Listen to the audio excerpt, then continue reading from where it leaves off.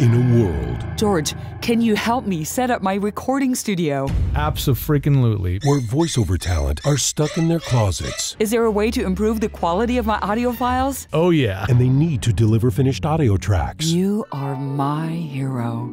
Oh, thank you. That's sweet. There is one man who takes it all on. Studio time, excellent, Whittam's World. Whittam's World, rated VO.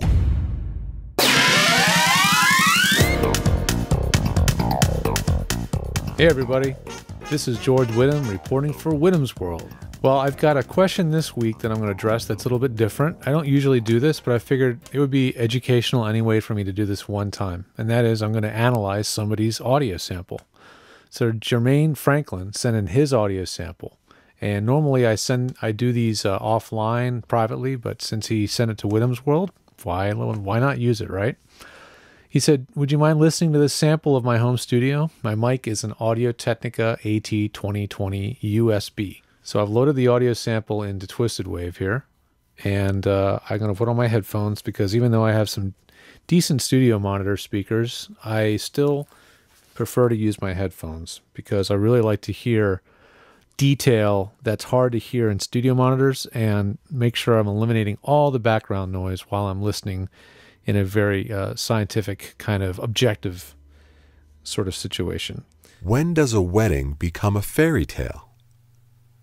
Is it when the aisle is made of sand and the backdrop is a paradise? Is it when Martha Stewart herself designed the wedding, or is it what comes after? Book your honeymoon at Sandals, and your Martha Stewart wedding is free. All right. Well, actually, that was very, very good. I mean, my first initial gut reaction was very clean. There's a little bit of background noise, but it's not too bad. The read is nice, and the mic placement is good. Nothing really stood out to me like, ugh, or oh my gosh, like there's a lot of problems here. So you've got a really good start, Jermain, with your very simple setup. Sometimes just a USB microphone placed in the right space and in the right position can make, a really good sounding recording. So this is definitely one of those situations. So let's go into a little more detail as to what we've got here in this audio sample. So when I get an audio sample, the first thing I'll do is I'll check to see what's the peak recording level in the file, because I like to make sure people are recording at levels that aren't too high or too low to get the best possible audio quality. So I'll use Analyze in Twisted Wave, and I'll just go to File, Analyze. And this will tell me what the peak amplitude is throughout this file. Well, the peak level that showed up was 0.26, or minus 0.26 dB. That's a little bit high. That just means that your recording levels were really, really close to hitting zero or clipping or distortion. So you really might want to back down your recording level a little bit. And that mic doesn't have a gain control, so I know you have to do that from within your sound preferences on a Mac or control panel sound recording levels on Windows, and you have to adjust it manually there. But you need to give yourself a little bit more headroom. That's that space between the loudest part of the audio and clipping, okay? And by the way, I think you should have your levels peaking somewhere between about -6 and -3. So just the most parts of the audio can peak into the red area above -6, but most of it should be hovering in the yellow between 12 and 6 to give you the most headroom without lowering the level too much and adding too much extra noise when you normalize or regain or compress the audio later. So let's analyze this now for noise floor. So what I always do is I'll always normalize to 0 before I analyze for noise floor.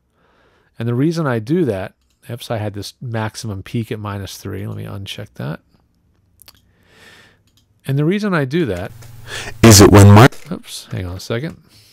Check my settings here. That's a good example. Make sure then in Twisted Wave particularly, if you are normalizing, to normalize to a peak value and not an RMS value, because you got to see what happened when I did RMS 0 dB, total distortion. So I'm going to normalize to 0 peak value. Okay, Now I'm going to look at somewhere in this audio sample where there's some room tone, and that would basically be anywhere where you were not speaking. I usually ask people to record room tone specifically, at least 5 or 10 seconds at the head or the tail of the file to get a little more time to measure the room tone, but I can do it without that. We have some spaces here. So here's a space between phrases where you're not speaking. So let's play this back and look at the meter. And you'll notice there's 2 meters in Twisted Wave in this software. There's an RMS meter at the bottom, and the meter at the top is the peak meter. And this one up here is the one I'm concerned about. So in this sample, the peak reading, I hear a little bit of mouth noise in there somewhere. So that could be throwing it off. And there's a little bit of a breath there. This is why getting a real piece of room tone is helpful. But it looks like the room tone is hovering around minus 40 dB or so. Okay. Now, sometimes a minus 40 dB room tone can be sound pretty pleasing. Like right here, it's not too obtrusive. It's not terrible. Other times, minus 40 dB of room tone can be really bad. Okay. So it depends on the type of noise you're dealing with. There are some limitations with the 2020 USB. It's not the quietest mic in the world, so you will have some white noise. But if it's set correctly, I find you can usually get it down below minus 55 dB noise floor. The other issue is some rumble or low frequency noise. So if I zoom in and then zoom the waveform vertically, you'll see this wave up and down. It's sort of a pretty long wave. So the next thing I would say would be that you could clean up your audio very quickly by just applying a high-pass filter, an EQ that removes the low-frequency noise. And check out some of the previous episodes where I actually talked about that. So those are the more scientific things I'll check out. Then the rest of it is just very objective or maybe even more subjective based on my taste and the way you should operate the mic and how the acoustics in the room sound. But I will say that those 2 factors were very pleasing. Mic placement, if you take a listen again.